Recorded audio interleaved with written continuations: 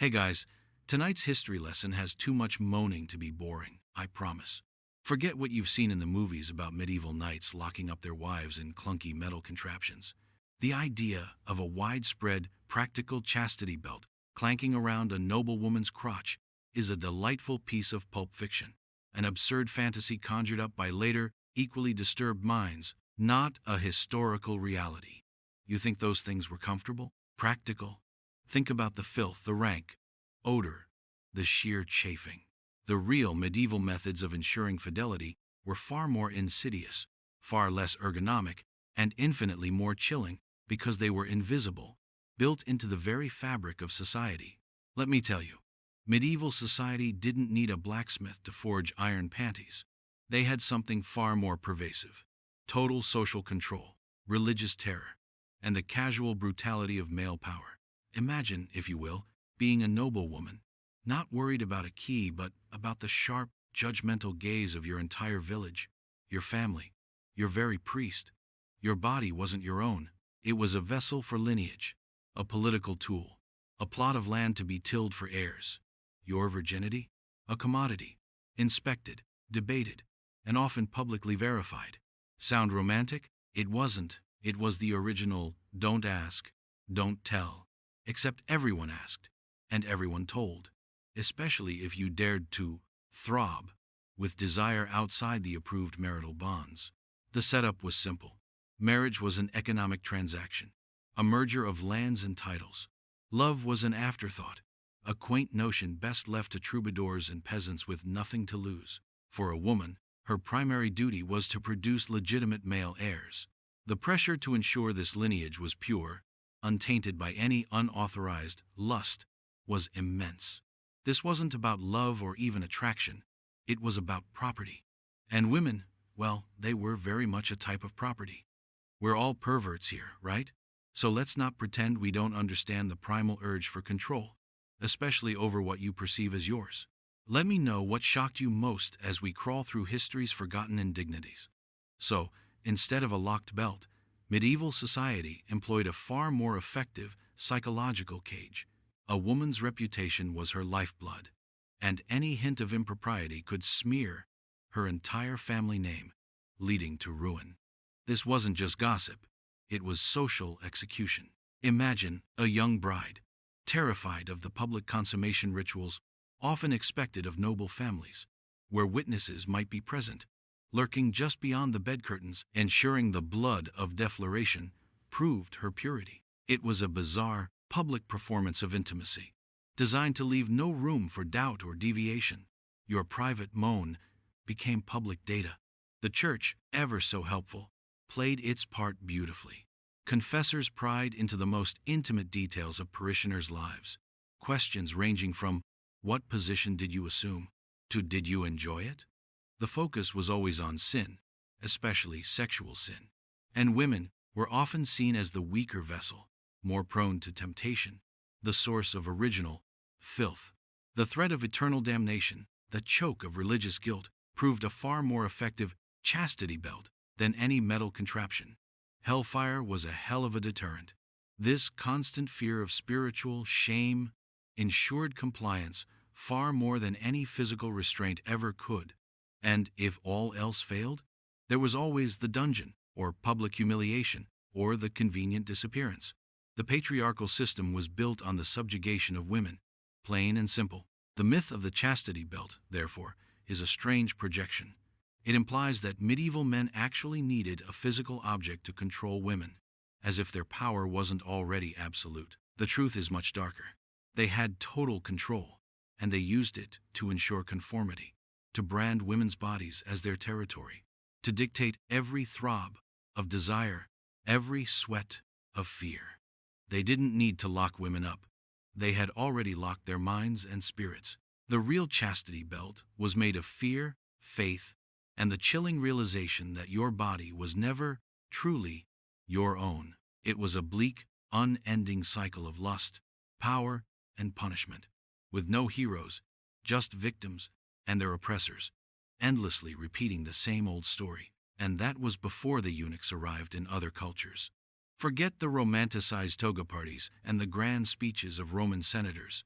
We're talking about ancient Rome, where the empire didn't just conquer lands, it conquered bodies and souls with an almost pornographic obsession with power and spectacle.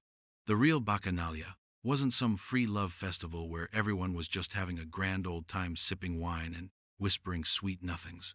It was a religious cult, dedicated to Bacchus, the god of wine, frenzy, and ecstatic release. And while some initial rites might have been relatively innocuous, things quickly spiraled into something far more depraved and politically dangerous. The state, ever watchful of anything that challenged its absolute authority, quickly saw the Bacchanalia not as a party, but as a hotbed of conspiracy, a den of filth and unbridled lust that threatened social order. Why? Because these were gatherings where societal norms were deliberately inverted. Men and women, slaves and free citizens, mingling freely, engaging in activities that bypassed the rigid hierarchy of Roman society. This was a direct assault on the carefully constructed facade of Roman virtue, and the patricians absolutely couldn't have that. They liked their power, and they liked it absolute, thank you very much. When the Roman Senate decided to suppress the cult in 186 BCE, they didn't just shut down the parties. They launched a brutal, widespread purge. The official account, delivered by Livy, painted a picture of debauchery so extreme it would make a modern-day shock jock blush. We're talking about sexual promiscuity, murder, forgery, and ritualistic violence, all under the cover of night. Were these claims exaggerated? Almost certainly, to justify the state's draconian response. But the underlying fear was real. The fear of bodies outside control, of throbbing desires unleashed, of the ooze of corruption seeping into the carefully managed Roman order. Imagine the horror. Investigations, torture, mass executions. Thousands were rounded up, many summarily put to death without trial, their blood staining the very streets where the supposedly illicit rituals had taken place. The shame wasn't just for the participants, it was for the entire city, a public spectacle of control being reasserted. Those who resisted were broken, their spirits choked out of them. The Bacchanalia was brutally redefined from a religious rite to a symbol of perversion and treason. It became a byword for unbridled excess, a convenient historical scapegoat for whenever the state needed to remind its citizens who truly owned their bodies and their loyalties. This wasn't about morality, it was about power. The elites saw the potential for alliances to form, for secret societies to breed dissent, for the lower classes to find a voice outside the sanctioned channels. The sexual elements were amplified and demonized, precisely because they represented a fundamental breakdown of social order, a raw, primal lust for something beyond the dictates of the emperor. The sweat of fear, the smear of accusation, the public moan of confession under duress, these were the real sounds of the Roman Bacchanalia purge. So, next time you picture Romans draped in togas, casually sipping wine and reclining on couches, remember the other side of the coin. Remember the fear, the state-sanctioned violence, the grim determination to control every aspect of life, even private religious practices. The supposed decadence of the Bacchanalia was just a convenient excuse for the absolute brutality of Roman power. It wasn't about love or even just sex. It was about who got to control the narrative and the bodies of an entire empire. And the empire always won, often leaving a rank odor of corruption and fear in its wake. There are no heroes here, just cycles of lust, power, and punishment, forever etched in stone. Let's drag ourselves from the Roman mud into the tightly buttoned, gaslit parlors of Victorian England, an era often depicted as the epitome of prudishness. Forget the image of fainting ladies and covered piano legs. That's just the veneer. Beneath the layers of lace and moralizing sermons lay a much darker, far more disturbing truth. The medicalization of female sexuality, a brutal form of control disguised as healing. They called it female hysteria, and it involved a whole lot of licking boots, metaphorically speaking, but also some incredibly invasive and dehumanizing practices. The Victorian era, despite its outward modesty, was obsessed with sex, specifically with controlling female sexual expression. Any woman who deviated from the prescribed norm, quiet, subservient, utterly devoid of independent thought or emotion, was deemed hysterical. Boredom, ambition, sexual frustration, even simple assertiveness could land a woman in a doctor's office diagnosed with this nebulous, all-encompassing affliction. It was a convenient catch-all for any female behavior that made a man uncomfortable. The crawl of discomfort starts here, doesn't it? And the cures? Oh, they were a carnival of horrors. Rest cures, where women were confined to bed, forbidden to read or even speak, ostensibly to calm their overstimulated nerves. But the most infamous treatment involved something called pelvic massage, performed by doctors, often leading to what was euphemistically called a paroxysm. Yes, you guessed it, orgasms, induced by medical professionals, as a supposed cure for everything from anxiety to irritability. The shame of it, the quiet desperation of women subjected to this, is palpable even now. Imagine the ooze of discomfort, the forced compliance. This was less about healing and more about asserting dominance, about reminding women of their supposed biological fragility and their inherent susceptibility to their own uncontrollable bodies. The medical establishment, almost exclusively male, became the ultimate arbiter of female sanity and virtue. They could diagnose a woman into submission, prescribe treatments that were thinly veiled forms of sexual assault, and effectively choke any nascent independence she might possess. The diagnosis of hysteria was a powerful tool to control women's lives, ensuring they remained in their assigned roles: wives, mothers, property. The descriptions in medical texts of the time are clinical, detached, and utterly dehumanizing. They speak of the female body as a malfunctioning machine, prone to erratic behavior unless properly managed. The constant threat of institutionalization, the public smear of a diagnosis of hysteria, ensured women kept their true feelings, their true desires, utterly silent. The throb of suppressed emotion, the sweat of quiet defiance, was all hidden behind polite smiles and tight corsets. This wasn't just medical malpractice.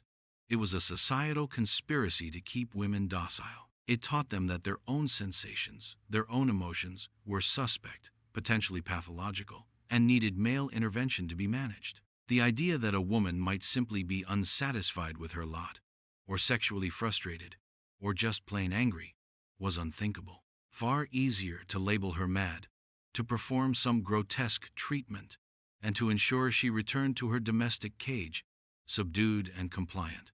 The blood of dignity was shed in countless hushed doctors' offices, behind closed doors, all in the name of science and moral purity. It was a bleak reflection on a society that preferred to pathologize female desire rather than acknowledge it. And that, dear listeners, is a rank odor that still clings to our modern world. Ancient Egypt, a land of pyramids, pharaohs, and god-kings who married their sisters. Sounds like the plot of a particularly twisted reality television show, doesn't it? Forget the shimmering gold and the serene death masks. Dive deeper into the reality of a ruling class so obsessed with divine purity and absolute power that they willingly, systematically, and religiously engaged in incestuous marriages. This wasn't some scandalous secret. It was official policy, designed to keep the royal bloodline pure, and more importantly, to keep power within the family, unadulterated by any outside lust. The setup was simple. Pharaohs were considered living gods, descendants of Ra or Osiris. To marry outside the immediate family, especially with a commoner, would be to dilute this divine essence, to lessen their godhood. So, brothers married sisters, fathers married daughters, and uncles married nieces. Imagine the sheer audacity, the self-proclaimed divinity, that allowed such practices to flourish without public outrage. The crawl of discomfort here is immediate, isn't it? This wasn't about affection. It was about absolute control, about maintaining the illusion of divine superiority, about keeping the throne locked down like a treasure chest. The reality of these unions was far from glamorous. While we don't have detailed accounts of their personal lives, we can infer the emotional consequences. Imagine being a royal sibling, raised with the knowledge that your destiny involves a forced marriage to your brother, often your only playmate. The constant pressure to produce an heir, preferably male, untainted by the filth of genetic abnormality. The sweat of anxiety must have been constant. And what of the children born of these unions? While Egyptian records might gloss over it, history shows that prolonged incest leads to higher rates of birth defects, stillbirths, and increased susceptibility to disease. So, while official artwork depicted serene, beautiful royal families, the truth was probably more complex. The ooze of genetic issues, the hidden deformities, the quiet suffering of children born into such a lineage, all swept under the rich carpets of the royal palace. The shame of any physical imperfection was likely immense, a blemish on the divine purity they so desperately sought to maintain. This system created a grotesque paradox. They sought to elevate themselves to God, status, but their bodies were often reminders of their fragile mortal reality. The power dynamics were absolute. The pharaoh, as a living god, could take whomever he pleased. Queens, even if they were also sisters or daughters, were still ultimately subservient to the pharaoh's will. Their bodies were instruments of the state, literally vessels for dynastic continuity. The throb of personal desire was irrelevant. Only the throb of the royal lineage mattered. The blood that flowed in their veins was meant to be pure, but it was also a testament to the brutal, self-serving logic of absolute power. So, when you see images of Tutankhamun and his wife Ankhesenamun, who was also his half-sister, remember the grim reality beneath the gold. Remember that their union, like many royal Egyptian marriages, was a chilling example of control, not love. It was a system that used incest as a tool of political and divine reinforcement, trapping individuals in a cycle of duty and genetic roulette. There was no escape, no true intimacy, just the constant pressure to perpetuate a rank lineage, even if it meant sacrificing the health and well-being of the very people meant to embody divinity. It was a life lived under the constant choke of expectation, a grim, cyclical monument to power and punishment, and the quiet moan of suffering went unheard through the millennia.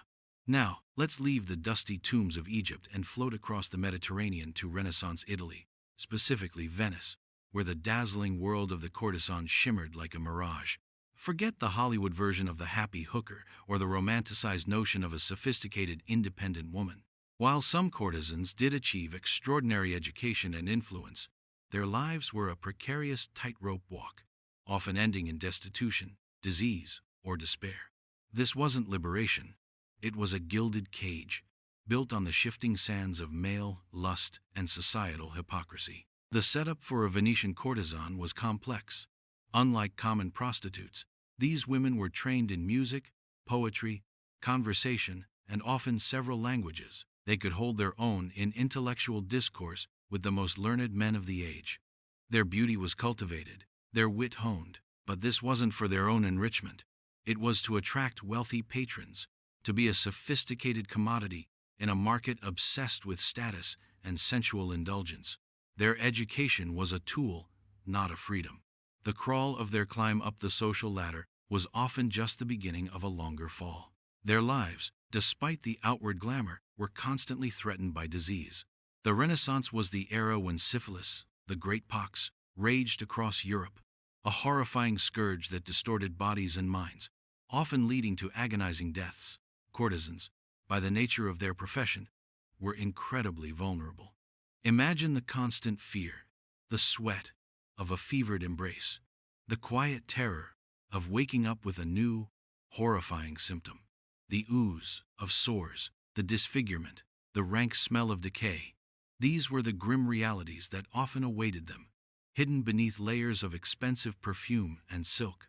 Their independence was an illusion. While they could earn vast sums of money, they were still utterly dependent on their male patrons. A jealous patron, a changing political tide, a sudden drop in beauty due to illness or age, any of these could send a courtesan spiraling into ruin. The shame of public exposure, of losing their patrons and their status, was a constant threat.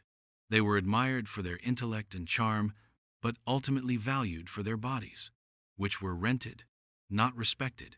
The extended erotic irony here is palpable.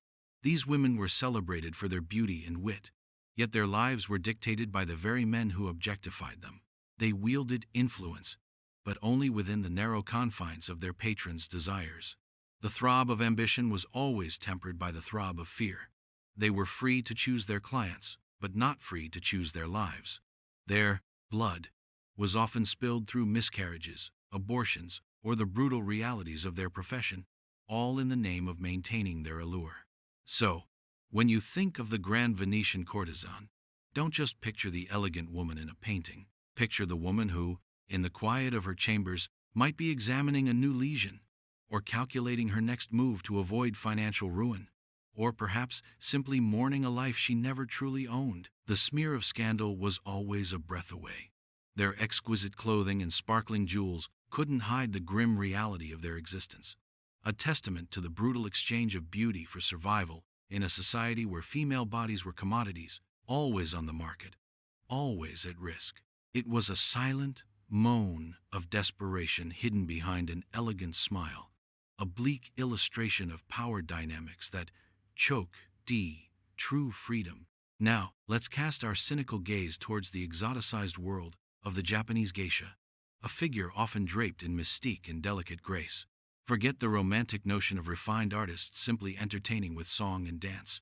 The historical reality, particularly for those entering the mizu shobai, or water trade, was often far more complex, darker, and deeply rooted in a brutal system of debt, ownership, and sexual exploitation. This wasn't about empowerment.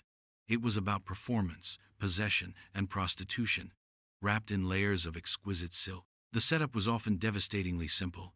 Poverty. Families, desperate for income, would sell their young daughters into indentured servitude to okiya, geisha houses, or brothels. These girls, often as young as 10 or 12, entered a life of intense training learning music, dance, etiquette, and the art of conversation.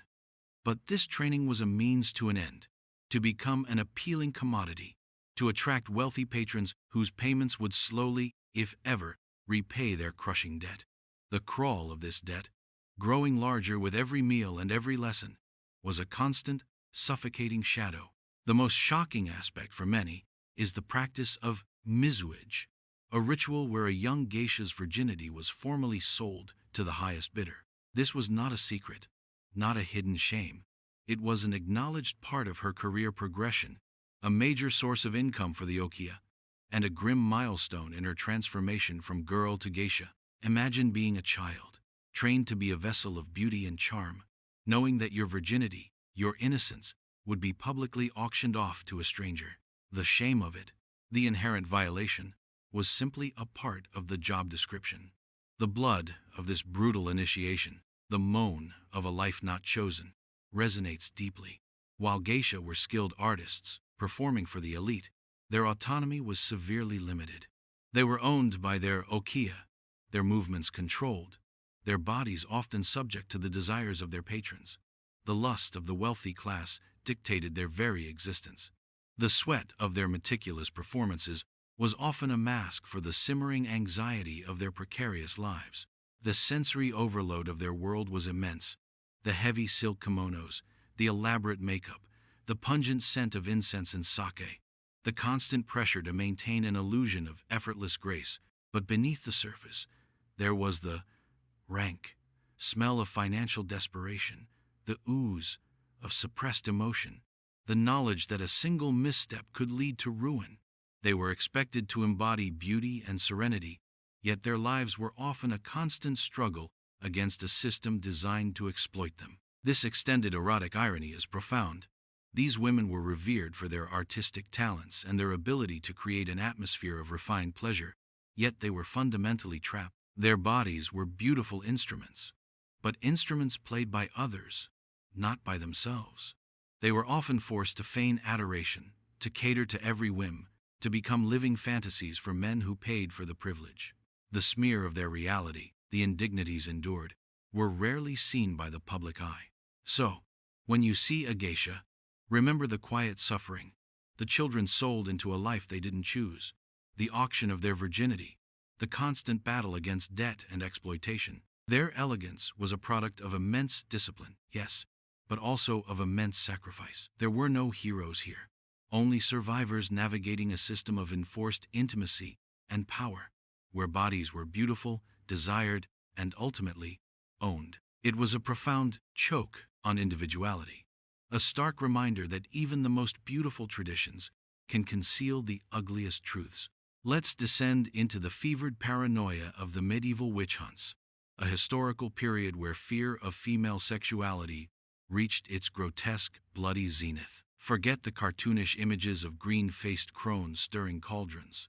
The reality of the witch trials was far more chilling, often targeting ordinary women, and some men, but overwhelmingly women, for their independence, their knowledge of herbal remedies, or simply for being inconvenient. This wasn't about justice.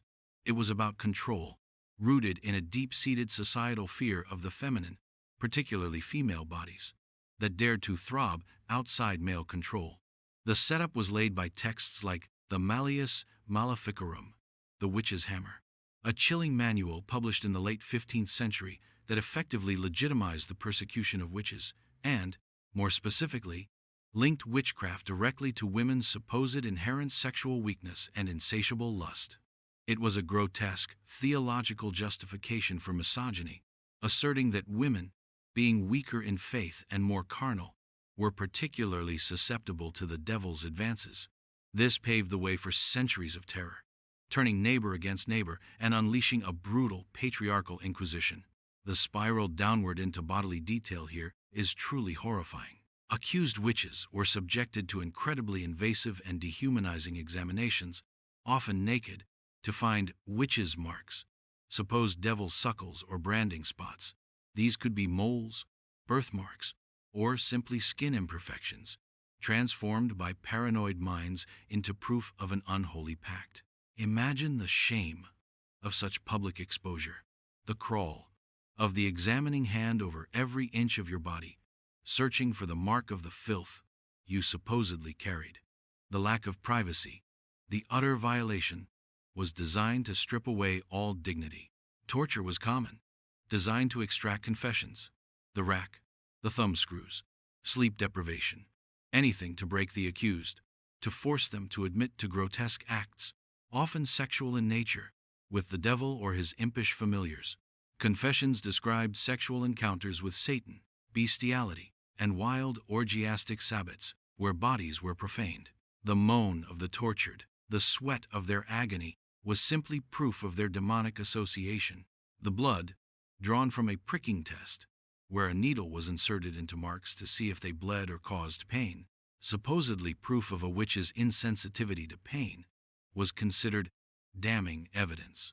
The emotional consequences were devastating. Beyond the physical torment, the accused faced public smear, condemnation, and utter social ruin. If you weren't burned or hanged, you were ostracized, your family disgraced, your life irrevocably shattered. The trials were designed not just to eliminate witches, but to terrify entire communities into conformity, particularly women, who were reminded that any deviation from the prescribed norms could lead to unimaginable horrors. The rank odor of fear and paranoia hung heavy in the air, a constant reminder of the consequences of perceived deviance. This extended erotic irony is profound. The very sexuality the witch hunters sought to control was simultaneously fetishized and demonized. Women were seen as inherently lustful, easy prey for the devil, yet punished brutally for this perceived nature. It was a vicious cycle of projection and punishment, a societal choke on female agency and power. There are no heroes in this story, only victims and their oppressors, endlessly enacting cycles of lust, power, and the ultimate punishment.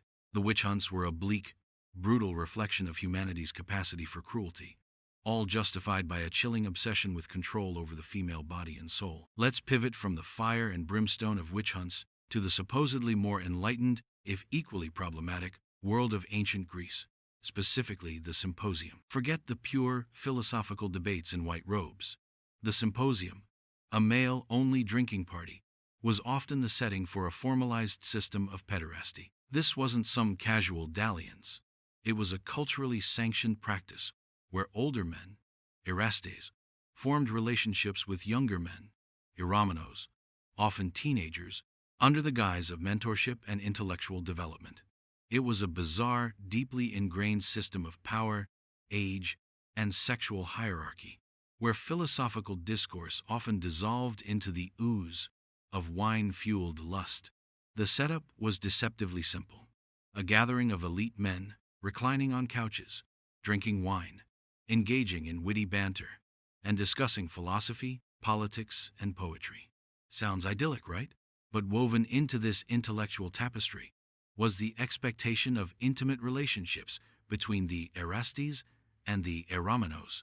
The older man was meant to educate and guide the younger man in virtue, citizenship, and the arts, while the younger man was expected to offer loyalty and often sexual favors. This wasn't about love, not in the modern sense. It was about a complex social contract, a rite of passage, and a profound assertion of power. The spiral downward into bodily detail, though often poeticized by Greek writers, is still unsettling by modern standards.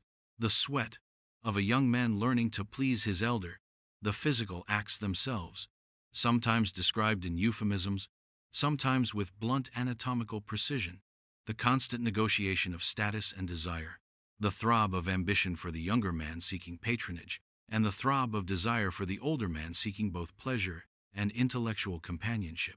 The philosophical discourse served as a high-minded veneer over what was fundamentally a power dynamic rooted in sex. The shame for the eromenos came not from participating, but from showing too much eagerness, from appearing to enjoy the sexual aspect too much. It was acceptable for the elder to pursue, but the younger was expected to be reserved, to cede gracefully, not to actively desire. This subtle social control ensured that the power remained firmly in the hands of the erastes. The filth of perceived promiscuity or undignified enjoyment could ruin a young man's reputation, hindering his future political or social ascent. This extended erotic irony is fascinating. A society that revered reason and philosophical inquiry simultaneously codified a system of sexual relations that, to modern eyes, appears exploitative. They saw it as noble, as a way to transmit knowledge and civic virtue. We see the glaring power imbalance, the potential for abuse, and the quiet subjugation of the younger party's true desires. The rank odor of hypocrisy was often masked by the perfumes and flowery language of the symposium. So, when you imagine Socrates pondering the nature of beauty, remember that these conversations often took place in a context where power and sex were inextricably linked. The smear of societal approval meant that such relationships were not hidden, but celebrated within their specific cultural parameters. The blood of childhood innocence was symbolically shed at the feet of elder wisdom and desire. There was no hero arc here, only the grim reality of ancient social norms, where intimacy was often a tool of control, and personal desire was always subservient to the prevailing hierarchy. It was a profound choke on genuine intimacy, leaving a lingering, silent moan in the annals of history. Let's slide from the sun-drenched marble of ancient Greece into the gas-lit shadows of the Belle Epoque, that glittering, supposedly sophisticated era at the turn of the 20th century. Forget the pretty posters of Moulin Rouge dancers and the elegant salons. Beneath the veneer of artistic brilliance and scientific progress lay a darker, drug-fueled underbelly, where societal outcasts and bored elites mingled in a haze of altered perception and illicit encounters. This wasn't just about absinthe-induced visions.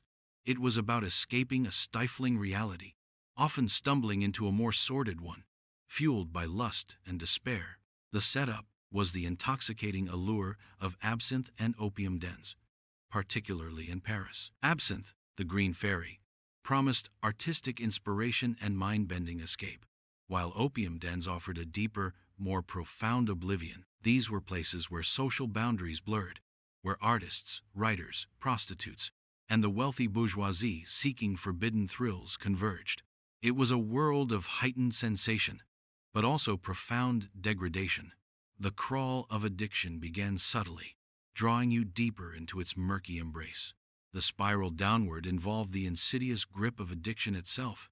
Imagine the throb of a desperate craving, the sweat of withdrawal, the slow decay of mind and body. Opium dens in particular were notorious for their squalor and their inhabitants' wretched state. The air was thick with the rank smell of smoke, the ooze of bodily fluids, and the general filth of neglected hygiene. This was not about glamour. It was about the raw, desperate human need to escape, even if it meant sacrificing everything. The sexual encounters in these dens were often fleeting, transactional, and devoid of genuine connection. Prostitutes, desperate for money to feed their own habits or simply to survive, offered their bodies to anyone who could pay. The line between desire and despair became impossibly blurred. The smear of a blurred reality, induced by narcotics, allowed for transgressions that might be unthinkable in sober daylight. The shame was often dulled by the drug, only to resurface with brutal clarity during moments of sobriety. This extended erotic irony is clear. The pursuit of ultimate pleasure through chemical means often led to ultimate degradation. The green fairy promised transcendence, but delivered addiction and ruin. The sexual acts performed under the influence of opium or absinthe were not acts of love or passion, but rather a reflection of a society that sought escape from its own rigid moral codes and escalating anxieties.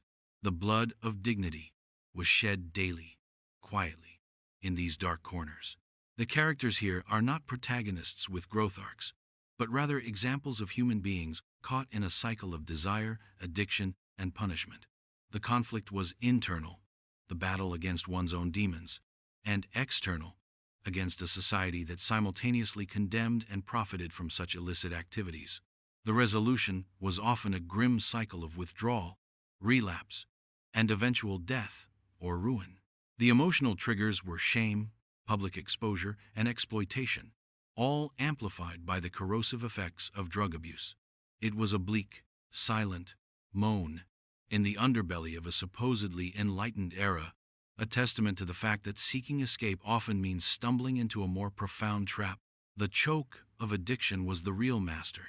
Finally, let's cast our gaze upon the opulent, yet morally bankrupt courts of absolutist monarchies. Forget the romantic notion of kings and queens living fairy tale lives. These were pressure cookers of sexual politics, where lineage was everything, and the king's bed was often a strategic battleground. The official royal mistress, far from being a simple paramour, was a position of immense power, but also immense vulnerability and public scrutiny.